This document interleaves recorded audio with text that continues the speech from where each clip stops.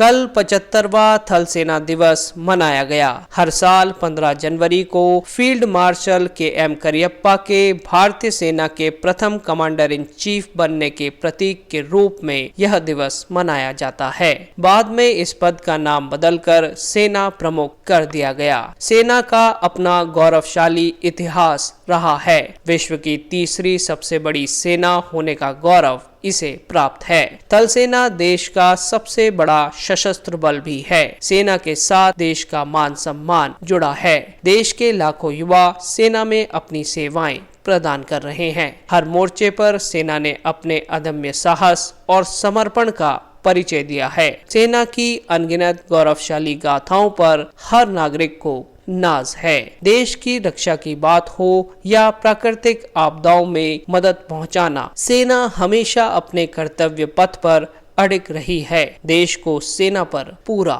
विश्वास है। कई युद्धों में जीत दर्ज कर सेना ने देश का मस्तक ऊंचा किया है। पहली बार दिल्ली से बाहर बंगलुरु में थल सेना दिवस का आयोजन किया गया। इस अवसर पर संबोधित करते हुए रक्षा मंत्री राजनाथ सिंह ने कहा कि भारतीय सेना क्षेत्रीय अखंडता सुनिश्चित करने के अपने संकल्प में सदैव अग्रणी रही है। कई मोर्चों पर सेना ने अपने शौर्य और पराक्रम का परिचय दिया है। सेना देश के सबसे मजबूत और विश्वसनीय स्तंभों में से एक है।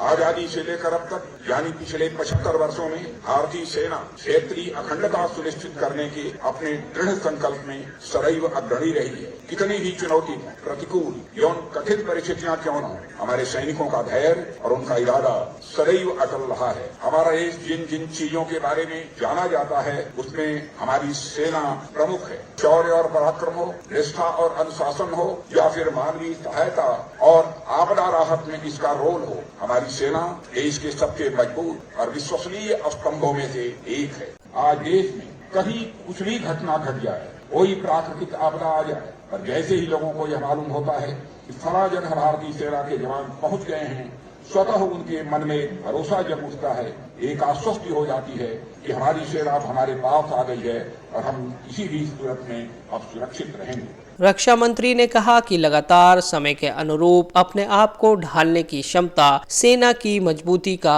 एक बड़ा कारण है। दशकों से हमारी सेना हर परिस्थिति का सामना करने के लिए अपराजय खड़ी है।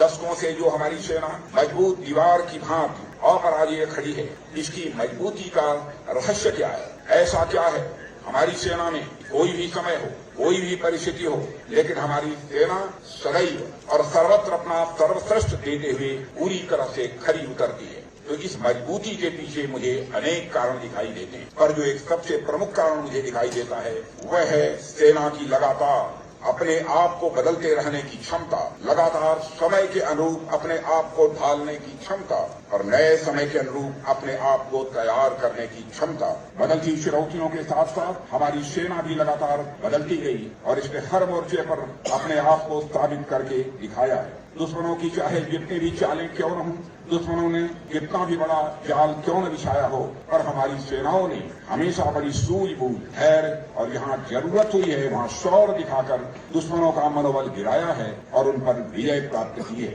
अगर आज हम गर्व से कह पाते हैं कि यूनान, मिस्र, रोमा सब मिट गए जहाँ से, कुछ बात है कि हस्ती मिटती नहीं हमारी, तो इसके पीछे हमारी मजबूत संस्कृति, हमारी अखंड परंपरा के साथ साथ हमारी सशक्त सुरक्षा व्यवस्था भी है।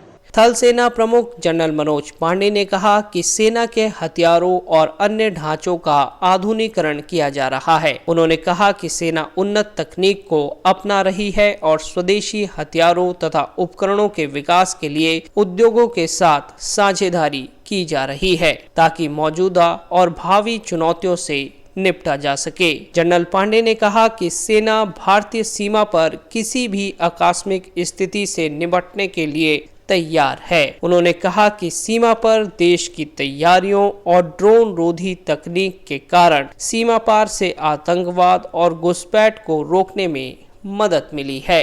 राष्ट्र सेना की समर्पित सेवाओं के प्रति नमन करता है।